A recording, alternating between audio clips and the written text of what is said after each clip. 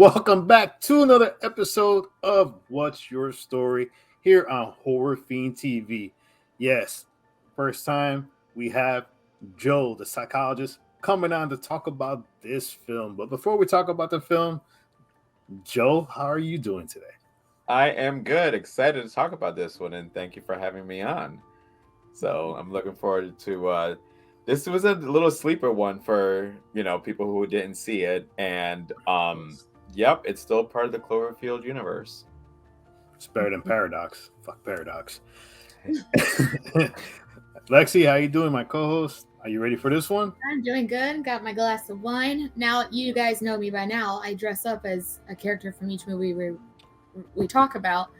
But I didn't know who to dress up with this one. I couldn't, live up to the devilishly handsome John Goodman. So I had to wear his plaid shirt at least. And it reminded me of Roseanne.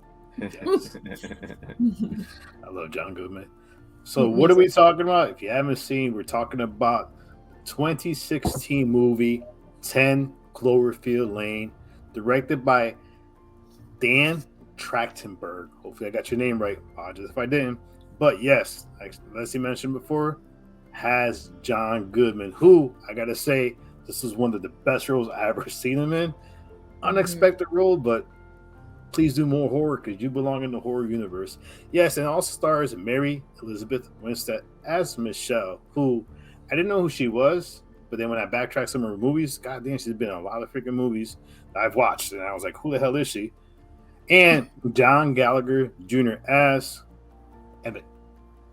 So what's the synopsis of this one? Well, after a car accident, Michelle wakes up in a bed in almost like a freaking, you would think she was a prisoner or something, but we're introduced to Howard, who is John Goodman, who rescued her from the crash and brought her to this little bunker where we start understanding there's certain things that are above, but what's more scary, what's above or what's inside?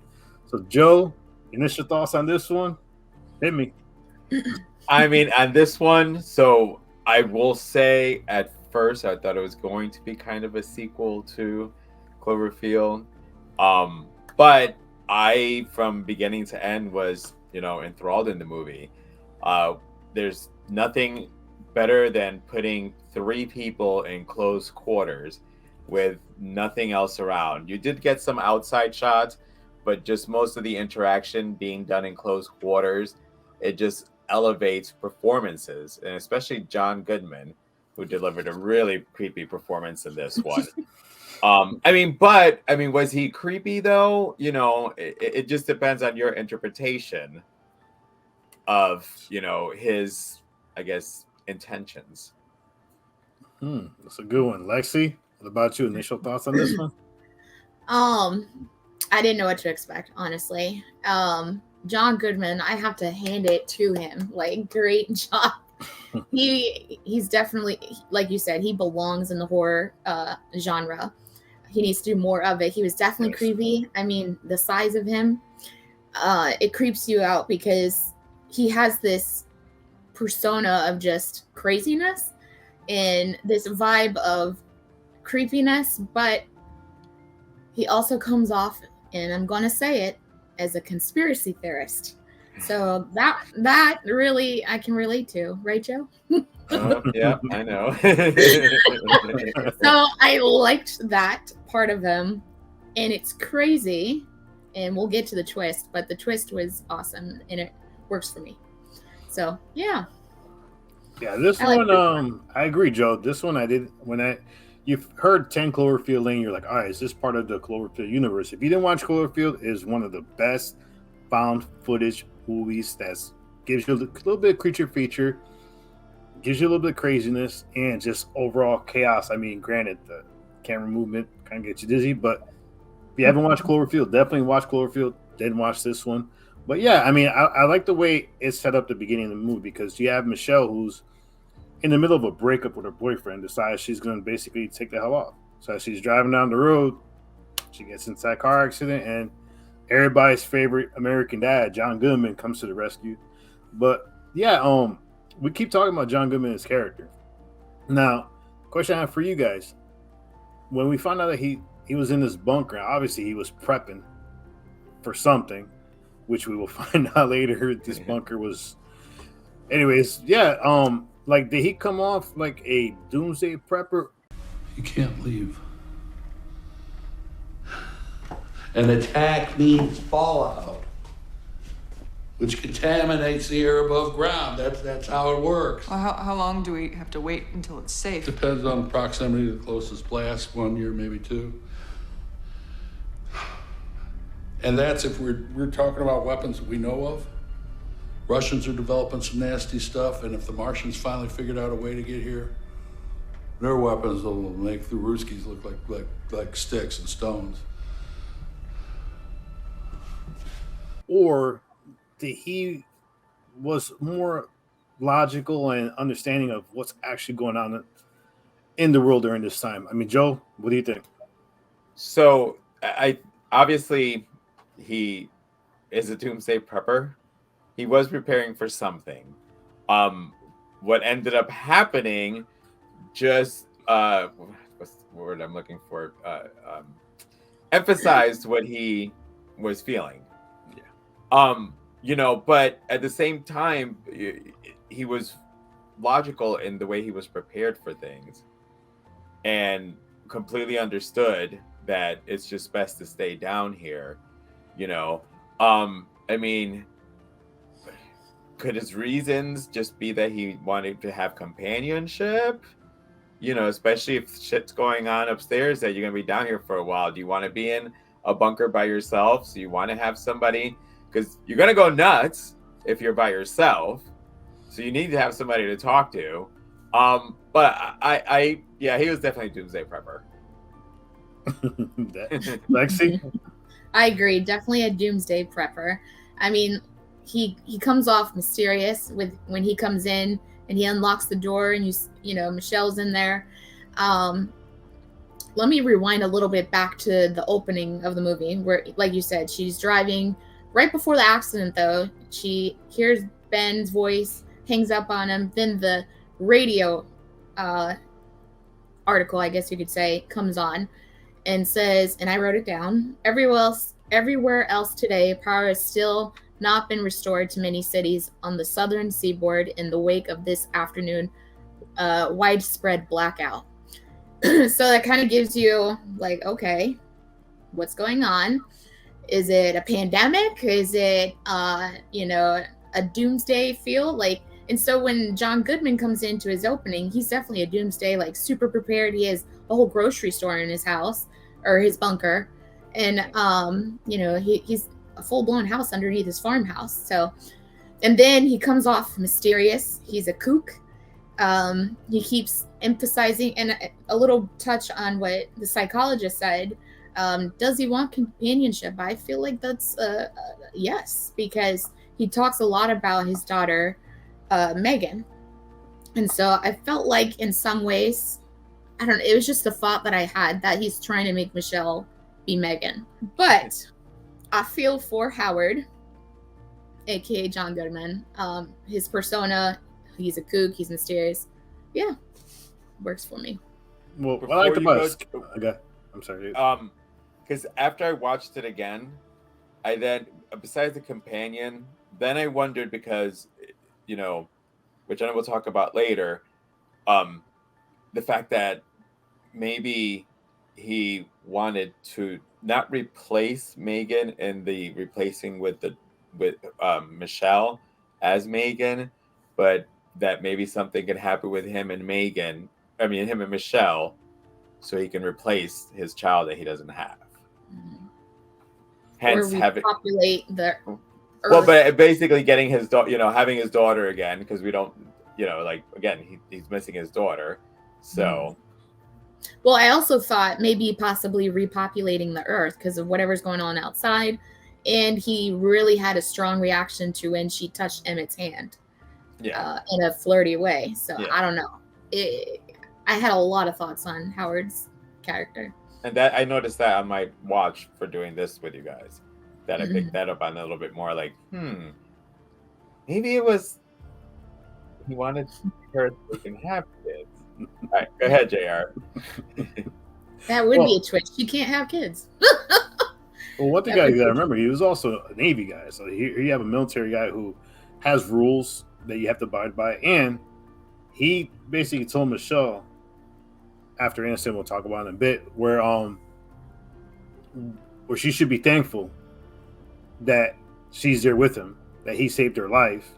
So it was almost like a "you owe me" type mentality he had towards Michelle and Emmett, who we, find out he's in there with them. But he was very controlling. He had his rules. I mean, this is my house. This is my bunker. You owe me your life. Live by my rules. And one of the things I kind of like about his character is when he would start saying a point, he would kind of just look to the side and have that pause, and then just look back and just continue talking. I thought that was so creepy when he did that, because it's almost like you get the sense that he had something else going in his mind that he wanted to do, but then he stopped himself and like, all right, so let's do this or let's do that. But yeah, for me, I thought he was very controlling. Doomsday prepper, yes, but I gotta tell you one thing. I'm sorry, I would take my chances outside and then being stuck in a bunker because I'm a little claustrophobic. Facts. And the fact is that you weren't even allowed during dinner to talk about how long you might be down there, because he got pissed off when Emmett brought it up. So he was a very controlling individual who had other intentions in mind, especially when it came to Michelle. Now, one of the scenes we saw was where you guys were talking about when Emmett touched her hand, and she kind of did that to grab his keys to try to escape. And then when she went upstairs, when she grabbed his keys, she hit him with the bottle, ran up to try to get out the bunker, and that's where you see this woman. Oh God! Thank God! There's a woman. Open the door. It's okay. I want to come inside. She looks hurt. She wants me to let her in. Do not let her in! Look at her face, Michelle! No.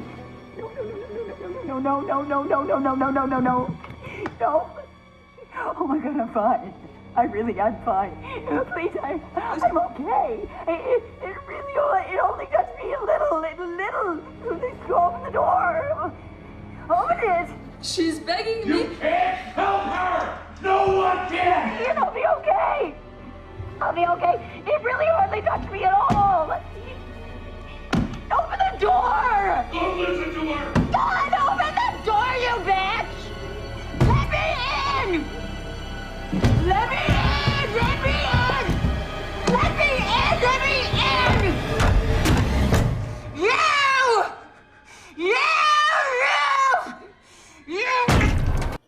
Who's basically on the other side of the bunker. Her face is basically almost burnt, like she's infected. And remember, he had blistered. Yeah, he said you don't know how the air is up there; it's contaminated. So after that scene, when he finally, she comes to understand that, all right, you know what, I'm going to be stuck down here. Howard does something that kind of weird, kind of threw you off, and I'm going to ask you guys about this one, because after this incident, Howard tells Michelle, "Oh, by the way, that car accident you were in, yeah, I hit your car." I mean, what did you guys think was his intention when he mentioned this to her after basically getting hit in the head with a freaking bottle? Joe? Well, it can go one of two ways. One, he told her that and showing that I brought you down here to take care of you because I feel bad for what I did. It was an accident, but I brought you down here. I could have left you up there to die, Or Howard was waiting on the side of the road with his car lights off for somebody to come by so he can sideswipe and bring that person down in the bunker with him. Like, my first time watching it, I was more on he felt sorry for it, but then I'm like now I think that I'm watching it for this, I think it was like maybe my sixth time. I'm like, was Howard sitting on the side of the road and hit her? Like, it was not that he picked, it was a random. Let's go that way. Because it could have been a guy or a girl. If he's, going to try to find company, I don't think he targeted her specifically. It just turned out that Michelle's luck that she happened to be on that road that nobody else was on to get sideswiped, or you know what I mean. So yeah, I don't like. It's to get her, I guess, to get her to trust him, But then it could be just more manipulation. Lexi?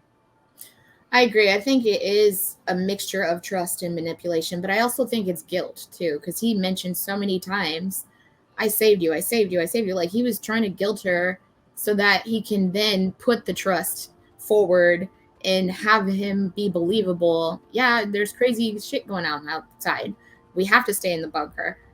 I also think it's personal issues with himself, with Megan going on. There's just so many mixture feelings with his character. So we saw the scene again, what you mentioned, where the woman's outside, she's blistered in the face, but she also already knew before he even told her. She already knew that he hit her car because she had that flashback of the car hitting her and she saw that truck. So she already knew before he even opened his mouth. So I don't quite understand why he told her, but he doesn't know that she knew. So I felt like in a way it's more of towards a manipulation and guilt. For me, I think the fact that think about it. She hit him with a bottle to try to escape, and she had to see for herself that up there is like totally screwed up, that you don't know what's outside that door. And it could went either way. He could have basically kicked her out. He could be like, all right, you want to go. You don't believe me, go. But That's true. For me, I think the reason he did it is because I think he wanted to earn her trust for what he had in store later on. Because the minute he told her that, he sits down and he takes out the thing, like the needle and the string to basically get stitched. And he goes, all right, here, you got to do this because you hit me with the bottle. I mean, now he's, once again, trust me that I saved your life. I'm trusting you that you're going to basically stitch me up without killing me. So he kind of continued to get her to get that trust in for me, I think for what he had in store for her, especially the next couple sequences in this film that we're about to dive into. So after that incident, they're watching movies together. They're playing games together. They're like acting like a family, basically, But we had a situation where the air vent stops working. So he tells Michelle, well, you're the only one that fits there. I need you to go in there and don't get stuck, because if you get stuck, you're going to die. So please don't get stuck. So Michelle goes to the vent. She finds this little room where the ventilation system is and sees an opening. Now, when she goes up in the opening, she sees something written. She pulls it back, and there's the word help. And the last L and P are in blood. After she sees that, when she returns back into, with Emmett and Howard, this is where this movie takes another twist and turn. As paranoia and wondering what the hell Howard did to a specific person, leads Emmett and Michelle to wonder what he did. Wonder is like, should we escape? So with this paranoia setting in, Joe, what did you think how it affected all the characters and basically the rest of the movie? So you have the scene where they need a certain piece of article to make something, and he goes to Howard and says, hey, so when you brought her in, and she took the shower and everything, well, we don't know what's on there. And he's trying to keep his environment contaminant free from what's going on up there, and so they played him and played on his OCD-ness, and he takes it down, puts it in a contaminated bag, wraps it up, and then they fish it out so she can make herself a hazmat suit. But the one scene that, and I don't know for you guys, but that I thought that John was so good was when they were playing the Guess Who game. Yes. And then this is where paranoia really hit Emmett, because the way that I guess who he was saying, but just the way that Howard kept saying, you know, I watch all the time. I'm always watching. Always.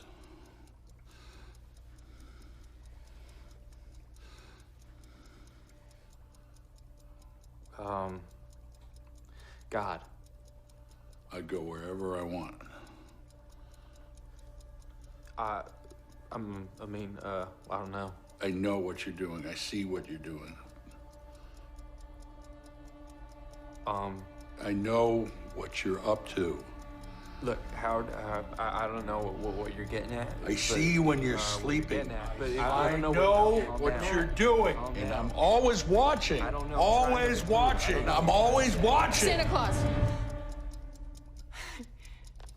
There's Santa Claus. Yeah, Michelle, that's great. I know what's going on. And just the Tony, and Emmett's like, and he's like, but wait, what? He's freaking What? out. Like, yeah, he's like, Howard, what are you talking about? And, you know, and the girl's like, Santa Claus. But, you know, Emmett was so paranoid that they were going to get caught that he was oblivious that these really easy answers. It's just the way that Howard did it. And John, like, I guess for me, if I don't know how I might have reacted. I might have probably been a little freaked out myself at that moment because he was just so intense and ominous, and like it made you feel like, oh my God, he's got cameras on. And I totally would have been like, it's her idea. Like just blame her for it. Like I would have caved in, you know, had if somebody didn't jump in there on me. But it just as like I said, now they're all sitting in there. Alone, you're gonna go crazy, but when you're three people, you know, then you all start playing off of each other. So yeah, like the paranoia for me, like I said, it's Howard. Howard was the most paranoid one out of them all. Yeah. Oh yeah. Yeah, Oh, yeah. and it was like that's where you can see because of that everybody just starts falling apart. What about you, Lexi? Yeah. So just a little puzzle piece that we're missing here is the fact that after she gets done stitching Howard's forehead, he talks about Megan, and you hear it throughout the movie how much he announces about his daughter, Megan's, or supposedly a daughter, Megan. I don't know if he really had one or, you know. It was somebody he kidnapped. Yeah, is it somebody got away. kidnapped? Well, what he did after the stitching was showed her a picture of Megan, and you know, I liked, and a little bit backwards, I liked that they had the moment of, you know, family moments or good happy moments, because she, you know, she saw the lady blistered outside. Okay, I believe you now. Let me stay down here. And so they had those moments, and I liked it until and JR touched on it. She was up in that air vent, and I gotta say that part gives me anxiety. I have major claustrophobia. You touched right the nail on the head when you said that, because I was like, I did those escape rooms where you have to go through the air vent. I freaked out and I stopped the escape room. Couldn't do it. But so that whole crawling through the air vent just makes me want to puke. You should watch The Descent. The what? The Descent. You should watch it. Oh yeah. Oh yes. Nope. I'm cool. More claustrophobia. But the part where you mentioned she sees that help is scratched into the window. Yeah. She comes back down the ladder and she sees the earring from the picture. And so she brings it to Emmett's attention, and now they're in paranoia again. I believe that Howard had the most paranoia, but second place is Michelle, because she found the earring that matched the picture, and then the twist, Emmett says, that's not Megan, that's a girl I went to school with, that's Brittany. So she's like, yeah, we need to get the fuck out of here. And I think he's lying. I don't know what's with the lady that came with the blisters, but I'm going out there. I'm taking my chances, basically. So I love the whole scene, which the psychologist touched in on, with the shower, and then now having to build her fashion design, her first fashion design out of shower curtain. So the idea of thinking to plant in a seed in his head that, oh, it's contaminated. He puts it down the chute. They get it back out of the chute. And so I love that she kept scooting it under the mattress anytime he came. Like, all of it was great touches. But the earring really turned it around to her being placed back into paranoia and out of family happiness. So, yeah. What I like about it is the result, because you had Emmett and Michelle planning this whole escape, and then Howard just tells them, "Hey, both you guys, front and center, I need you guys." Opens the thing. Can you put the barrel in the bathroom? When he did that, I was like, "Oh fuck, somebody dying and shit." Then he brings the barrel and then calmly starts explaining, "Oh yeah, this is acid. I forgot what type of acid it was. This is acid. You know, if you put a human in here, it disintegrates it to the bone." And he's just basically going into detail what this acid is. And he goes, "All right, what are you guys doing with this?" And then he throws it in there. So the whole time that they're planning this escape, Howard knew what was happening. And then he shoots Emmett, which poor Emmett, he's like, "Well, you know, it's not her, it's me, it's me." All right. Okay, shoots him in the head. And then this is where I think it was, you see Howard's intent, where he's planning on keeping Michelle, basically not for as a daughter, because he had, you know, more things in mind with her.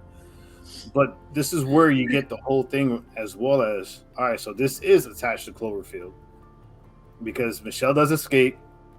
Then you get that scene behind me where she sees the alien, and then it goes into the whole her escape. And the whole time she's still paranoid because she believes that the air is toxic. And the whole time the air wasn't toxic. Yeah. Well, yeah. How long would they didn't really say? Because as soon as it went over, it started spraying the toxic. Right. So she was running. So she had to, at that point, that's why the lady was blistered. Yes. Yeah, that's why the lady was blistered. So they're spraying. They're basically what's that? Crop dusting. Yeah. They're crop dusting the humans. Which is what the aliens were doing. Which is, I mean, I love that scene. That whole scene. It reminded me of Close Encounter of the Third Kind. As soon as I saw that scene, it brought me back to that movie. But yeah, I mean, the whole paranoia worked. It kind of set her on the, all right, I got to get the hell out of here, no matter what. And the fact that she pushes the barrel and pushes Howard into the freaking acid, when his face is basically, his ear is gone. And I love how he just standing there looking at her like that. I mean, yeah, that whole scene was great, and I like that. I like the whole how they finally wrapped up with the the aliens in the back. But yeah, I mean, that was ineffective, and the fact that he kidnapped that girl and basically and kept her hostage. And the fact is, the woman, remember, he said that everybody knows that he built that bunker, so he was expecting people to come show up. Right. Which is kind of even crazier, because what was his intent when people would actually show up? I mean, and it was, let me tell you, he was crafty with that bunker, because he made it look like there were windows and you were seeing outside. So it's not like you were looking at walls for the people who are claustrophobic. Mm-hmm. It gives you the impression, so the eyes are, even though after a while you're going to realize it's all fake, but at least it helps you not feel like you're actually underground. So he put a lot of thought into that bunker. Yeah. Even the way the movie ended, it was awesome. Bonus question. I know this is the one you picked, JR, but like, did anybody else get the vibe of possibly Emmett being like his son or something? Because he helped him build that bunker. And I thought, maybe, how is this going to play out? Is he going to turn on Michelle? Is he going to be as crazy as Howard is? Like, I had the vibe that... Well, because he admitted that he showed up there. So, if anything, like Junior was pointing out how controlling he was, that Howard said, all right, you can come stay with me, but you have to follow all my rules. Yeah. Which is why Emmett was kind of like a trained dog. Right. It just, I don't know. He gave me the vibe at first until the movie started playing more. But at first I felt that way. I was like, oh man, is he going to turn on her? He's a little too calm, collected, as she's locked in a freaking prison, basically. Well, he's a little too calm. Well, he knew what he needed to do in order to, not get crop dusted up above. So he knew. Yeah. So he was the gullible farmhand. That's the way I looked at him. Yeah. No, you're basically the typical farmhand that goes and helps anybody, the farm that needs help, and he's I mean, he came out as a nice guy. I mean, came out as a really nice guy. He came out like, he was very gullible. But I love that he took Michelle's side, because it could have been a whole different movie we would be looking at if he stayed faithful to Howard. Well, maybe Emmett had his own intent with Michelle. Could have. Yeah. I mean, if they would have killed Howard, I mean, he would have gone with her and basically, I'm sure it would have turned into a whole different movie. But yeah, let's talk about it. So, Joe, what did you think about the storyline? Did it work in this film? Oh yeah, the storyline worked. Like I said, when I first go into something thinking it's going to be one thing, and then I actually watch it all the way to the end, then you had a good storyline because you kept me from beginning to end, and you did connect it with Cloverfield, so I was happy with that. So storyline for this one, I'll give this one a 5. Lexi? Yeah, it definitely works for me as well. I loved that the conspiracy theorist is believable. He wins at the end. I love that he was right the entire time. He's looked at crazy. He's looked at a kook, basically. That's what we're viewed as. I always hear the saying that there's a little truth in the lie. You know what I mean? So I love that Howard, the conspiracy theorist, this mysterious kook, ends up being right. And just with ill intentions. Yeah, he was right with ill intentions, though. Yes, very ill intentions. But yeah, he came out right. And I like that the ending basically solidified his theories that was going on. And I love the parts where he would point out that, what's that sound? We hear the cars driving by. We hear the helicopters. And he's like, because of his Navy experience, he was able to point what those sounds were. Yep. So, yeah. And if you're thinking he's just making this shit up the whole entire movie, and he's right. Yeah. Go figure. Well, I like the part where he goes, what's that sound? Oh, yeah, I think that was phase 1, where you attack all the populated centers and you take out majority of the enemy. So he's breaking down, but basically what the aliens are doing, which I thought was a clever twist. But yeah, I like the story a lot, because one of the things too is with the story is, I mean, think about it. If you're in an apocalyptic moment, would you trust a stranger in a bunker? Even though you were basically brought into the bunker because of the accident, but it gives you that whole mindset. Would you take your chances outside, or would you take your chances with somebody that you just met? And it brings that whole fear factor in it too. It's like, if you got wine, I'm down in the bunker for you. I never did rate it. I do rate it I want to rate it a 5, honestly, because the whole, like Joe said, it brings you in from beginning to end. I love that Howard wins in the end with his theories, not his cell, because I guess he gets blown up inside the thing. Yeah. Everybody worked well for me, and the whole storyline worked well for me, so it's a 5 for me. Yeah, I'm gonna give it a 5 too, because like just the Cloverfield name attached to it, and the fact that they could easily win with the alien invasion at the beginning, and the fact that they stood away from it, and they made it more about not fearing the unknown, but fearing the human monster. The monster under the bunker, basically. But I like that they did that. And then at the end is where they brought the whole alien interaction. I think it was like the last 10 minutes of the film. Yeah, pretty much. Where she turns into a badass. Yeah, she does. Fine to survive. And then the cool scene is when she's driving and she hears the transmission about the fight is in Houston. And then she turns down the road, and then you see the flashes in the sky. If you look at really quick, there's a quick flash, and you see one of the monsters. Another one. I mean, that was awesome. So yeah, definitely a 5. All right, so I know we all want to talk about the characters because we all love John Goodman in this. So Joe, what do you think of the characters? Oh, I mean, all around 5 for each character. I mean, like I said, John Goodman, one of his best performances. I've seen a lot of his movies, but as far as low key on something he's not done before, this is one of his better performances.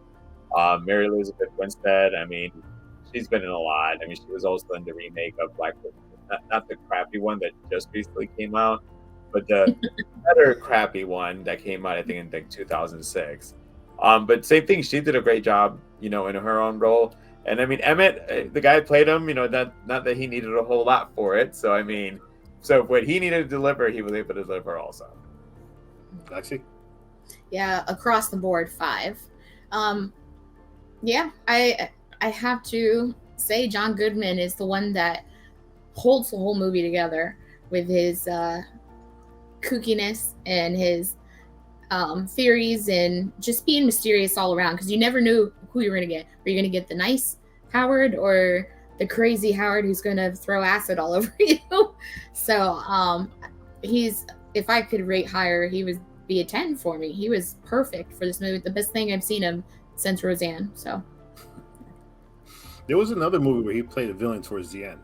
Denzel Washington. What was the name of that movie? Well, he wasn't really the villain. The villain No, jumped but into him. the villain jumped into him. Fallen. Yeah. That John Goodman, hell of a job. I mean, come on, America's favorite dad. yeah. I mean, everybody remembers him from Roseanne, and the fact that he took on this role where conspiracy theorists, had this bunker, obviously killed a girl. They had this, and not the American dad. had Michelle lined up next, and a character. Not only was he controlling, but he demanded respect, and that's another thing about him. It's like, you live by my rules, and you give me respect, and when you disrespect me is where you see him go out of character, where he would just basically erupt in a fit of anger. But yeah, for me, across the board 5. Yeah, I mean, just see, I love movies that have a small cast, and the small cast fits so well that you could actually take those 3 characters and let the chemistry build instead of introducing more characters. But yeah, definitely 5 going across. I mean, overall, I'm kind of guessing where we're all going to go with the score on this one. So, Joe, overall, will you score this one? Well, you know that the elusive 5 is an elusive one because for the overall, so I'm at least go 4.5. 4.5. Yeah. Lexi? I'm going with a 5. I loved it from beginning to end. The whole storyline was perfect. The characters, the casting was perfect. They played off of each other very well. I loved the back and forth of what mood were you going to get from Howard. I loved that Michelle, she was desperate to get out, and then she was okay and staying in, watching movies, playing games, cooking with John, stitching him up. But then she's back to paranoia. So it was like a lot of anxiety back and forth. And then Emmett, I wish we got a little more from him, but I love that he was, defending Howard at times because he helped him build the bunker. And then he was also rooting for Michelle, helping Michelle, and wanted out himself. So overall, for me, is a 5. I'm going to go with a 5. I know I'm like one of the hardest people to give a 5, but the fact that they steered clear of the aliens till the end of the movie, I think works so well in this, because it gave you a situation where you wonder what you would do if you're stuck in a bunker with strangers. Would you have that paranoia? Would you even go into a bunker with somebody you don't know? And once you start hitting clues about what they actually did, how much would you fight to get the hell out of there? So I like the whole setup they did. The characters were amazing. John Goodman, once again, I mean, I'm going to continue to praise this guy. Do more horror movies. You're perfect for horror movies. But yeah, overall 5. And yeah, I mean, this was I'm glad we did this film. I know this film still flies under the radar. I mean, everybody talks about the first Cloverfield. Cloverfield Paradox was a piece of crap. I don't even know why they went that route. They should just continue off with this one. But hopefully they get Matt Reeves back. Let's do another one. Even Dan Trachtenberg. They both did well with the Cloverfield, and this one, keep building. Fuck Paradox. But Lexi, you want to tell them what we're going to talk about next? So next time, this is a pick between JR and myself. We picked this one together, Mama. But yes, that's what we have next. Yeah, I can't wait to do that. Guillermo del Toro, I mean, guy's a freaking, he's a beast. Yes, I love that movie.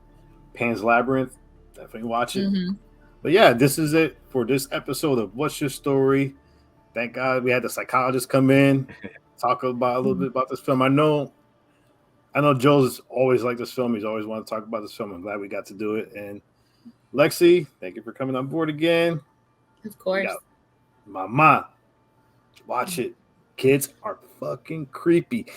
All right, this is JR, Joe, Lexi. See you next time. Bye. Peace.